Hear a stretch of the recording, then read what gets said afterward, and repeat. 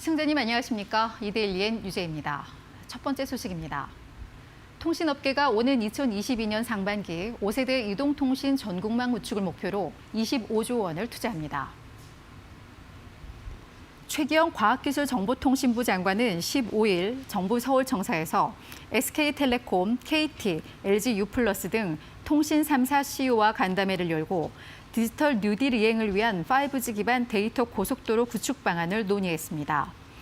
이날 통신사 CEO들은 5G 품질이 초기 단계라는 최 장관 지적에 공감했습니다.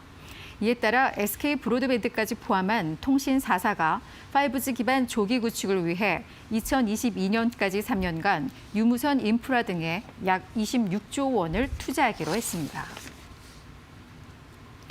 저금리 기조로 은행들의 자금 조달 비용 지수인 코픽스가 0%대에 진입하면서 1%대의 주택담보대출 금리가 등장했습니다. 전국은행연합회에 따르면 지난 6월 은행권 코픽스는 신규 취급액 기준 0.89%로 집계됐습니다. 이는 전월과 비교해 0.17%포인트 하락한 수준입니다.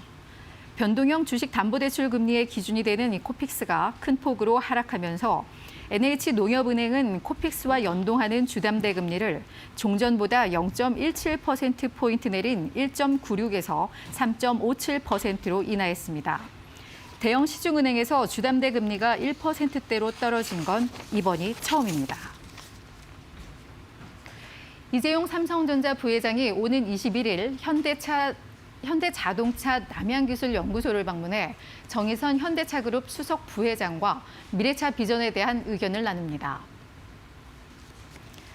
앞서 정 수석 부회장이 지난 5월 삼성 SDI 천안 사업장을 찾아 이 부회장과 차세대 배터리 협력을 논의한 데 이은 두 번째 만남입니다.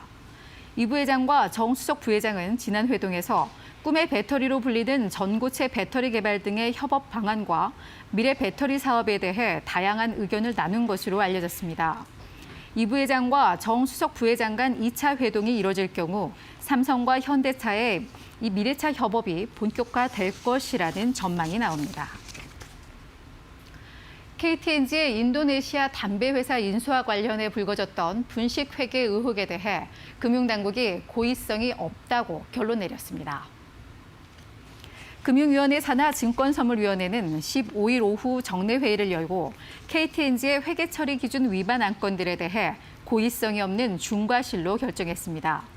이에 따라 KTNG는 증권 발행 제한 2개월과 감사인 지정 1년 등의 조치를 받게 됐습니다. 과징금 5억 원 이하의 제재도 이날 확정됐습니다. 증선위는 회계 처리 기준 위반에 대해 고의, 중과실, 과실로 구분해 결론을 내리는데 고의는 검찰 고발과 통보 등의 조치로 이어집니다.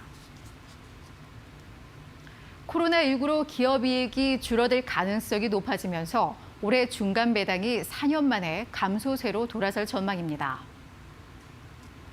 FN 가이드에 따르면 12월 결산 상장사 중 반기 중간 배당을 하겠다고 주주 명부를 폐쇄하거나 중간 배당 계획을 밝힌 회사는 15일 기준 47개사로 집계됐습니다. 이는 전년과 비교해 2개사가 감소한 수준입니다. 중간 배당액도 3조 634억 원 규모로 지난해 같은 기간 3조 7,128억 원보다 17.5% 줄어들 것으로 보입니다. 지난 2015년부터 작년까지 5년 연속 중간 배당을 실시한 23개사 중 현대차와 S-오일, 하나투어, GKL 등 4개사는 올해 중간 배당을 하지 않기로 했습니다.